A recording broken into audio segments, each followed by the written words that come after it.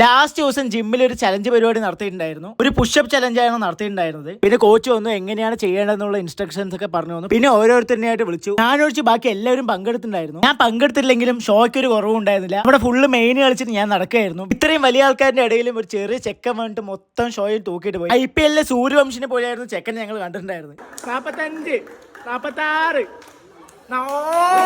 കണ്ടില്ല എത്ര സുഖമായിട്ടാണ് അവൻ 46 പുഷപ്പ് അടിച്ച്. പക്ഷെ കപ്പടിച്ച ഈ കാണുന്ന അർമാൻ ബ്രോയാണ്.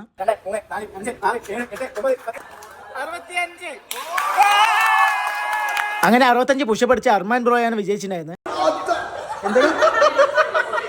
ട്രയലുണ്ടായിരുന്ന മുട്ട നിലത്ത് വീണപ്പോൾ കണ്ട കോലാഹലങ്ങളാണ് ഇപ്പോൾ കാണുന്നത്. എന്തോ ഭാഗത്തിന് മുട്ട പൊട്ടിയില്ല. ഇനി നമ്മൾ വിജയിച്ചവർക്കുള്ള സമ്മാനം കൊടുക്കുന്ന ചടങ്ങിലേക്ക് കടക്കുകയായിരുന്നു.